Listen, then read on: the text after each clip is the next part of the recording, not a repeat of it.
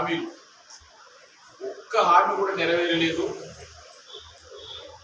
మీరందరూ కూడా గమనిస్తూ ఉన్నారు. ఎవరు ద్రోహి అంటే ఈరోజు కాంగ్రెస్ పార్టీ ద్రోహి, మీరు ద్రోహులు, మీ ముఖ్యమంత్రి ద్రోహి, ప్రజాద్రోహి. ప్రజలతో ఓట్లు వేయించుకొని, రైతులతో ఓట్లు వేయించుకొని, యువకులతో ఓట్లు వేయించుకొని అందరికి కూడా మేము ఈ గ్యారంటీలన్నీ ఇచ్చి మోసం చేసినటువంటి వ్యక్తులు మీరు, మోసం చేసినటువంటి పార్టీ మీది. ఈరోజు నర్సాపూర్ కాన్స్టిట్యున్సీలో మీకు బుద్ధి చెప్పారు, ఓటు ద్వారా బుద్ధి చెప్పారు. ఇక్కడ శాసనసభ్యులు నాలుగు సునీతా లక్ష్మారెడ్డి ఎన్నుకోవడం జరిగింది. అదేవిధంగా ఆమె 4 పర్యాయాలు ఎమ్మెల్యేగా గెలిచింది. మరి ప్రజల ద్రోహి, అదే రైతు ద్రోహి అయితే ప్రజలే ఎన్నుకుంటురా? ఎవరు ద్రోహులు అనేది మీరు గమనించాలని చెప్పేసి నేను ప్రజలందరితో కూడా విజ్ఞప్తి చేస్తున్నా. మీరేంటి నోటుకు వచ్చినట్టుగా మాట్లాడడం సమంజసం కాదు. మాకే నోరు ఉందని చెప్పేసి మాట్లాడడం కూడా మంచి పద్ధతి కాదు. ఒక నైతిక విలువ అనేది ఉండాలి. రాజకీయాలలో ఉన్నప్పటి నుంచి, చాలా రోజుల నుంచి రాజకీయాలలో ఉంటున్నారు. ఒక భాష విధానం కూడా నేర్చుకోవాలి, ఓ పద్ధతి ప్రకారం పోవాలి. ప్రతిపక్షంలో మీరు ఉన్నారా, మేము ఉన్నామా? మీరే ప్రతిపక్షంలో ఉన్నట్టుగానే బిహేవ్ చేస్తూ ఉన్నారు.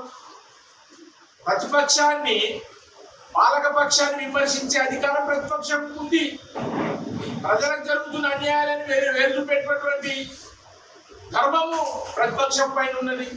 అది ప్రతిపక్ష ఎమ్మెల్యే హరీష్ రావు వారిని, హరీష్ రావు సునీతా లక్ష్మారెడ్డి విమర్శించేంత స్థాయి అమ్మిది. ఈ స్థాయిని బట్టి కూడా మాట్లాడు, స్థాయిని మరిచి మాట్లాడుతూ ఉన్నారు. పీజీ కాలేజ్ తీసుకుపోయాడు, డిగ్రీ కాలేజ్ తీసుకుపోయాడు. పీజీ కాలేజీ ఉన్నది తెలియదా మీకు? డిగ్రీ కాలేజీ ఉన్నది తెలియదా? మైనార్టీ కాలేజ్ ఉన్నది తెలియదా?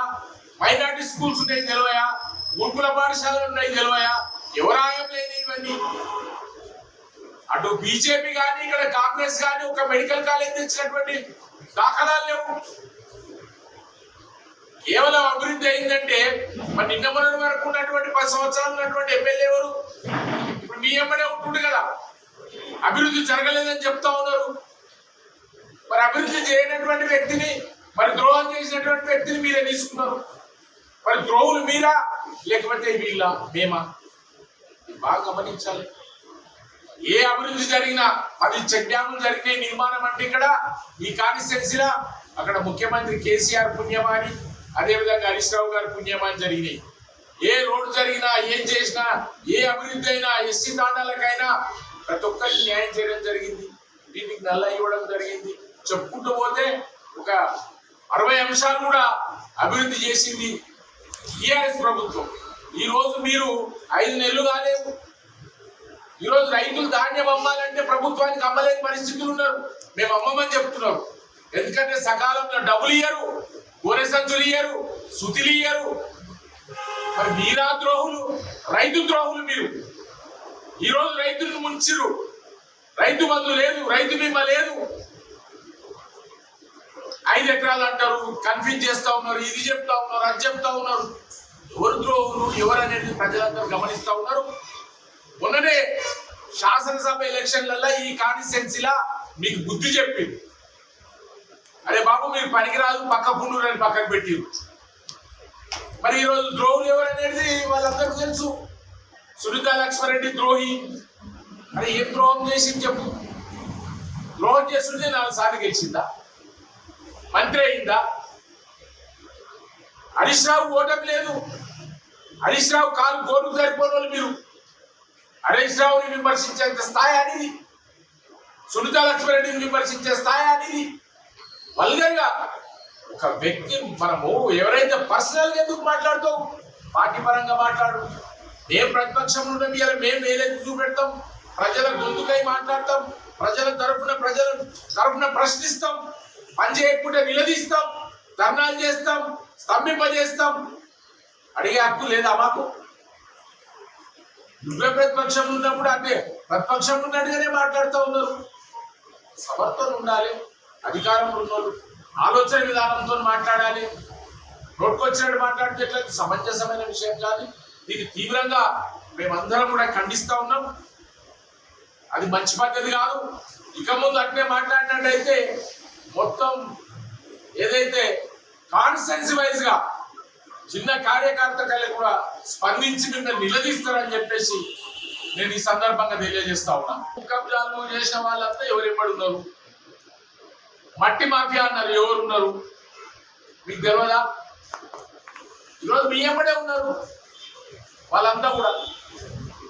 దొంగ తరం చేసి దొంగ దొంగ అంటే ఎట్లా? అది ఎంతవరకు సమంజసం?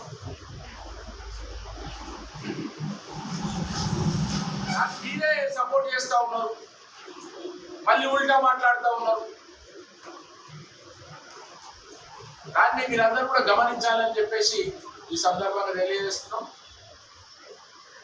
ఖచ్చితంగా ఏ పొరపాటు జరిగినా ప్రజల తరఫున ప్రశ్నించే గొంతుకై మాట్లాడవలసిన అవసరం ఉంది మాకు. ఖచ్చితంగా మాట్లాడతాం. తిరుమల భగత్ రెడ్డి గారు ఉంటారు, మరి ఆయన ఊరుకున్నాడా? ఆయన ఆయనలో కాలేదా? టీఆర్ఎస్ ఆయనలో కాలేదా? పీజీ కాలేజ్ లేదంటాడు, డిగ్రీ కాలేజ్ లేదంటాడు. నిన్న మాట్లాడుతూ ఉంటే ఇది ఎంతవరకు సమంజసం?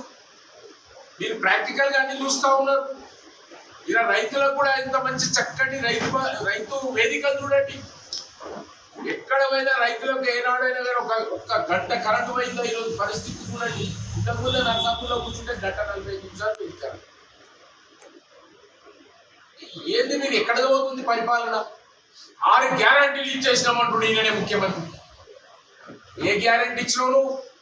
ఏది నెరవేర్చినావు? ఈరోజు ప్రజలు రేపు పొద్దున ఎంపీ ఎలక్షన్లని బుద్ధి చెప్తారు.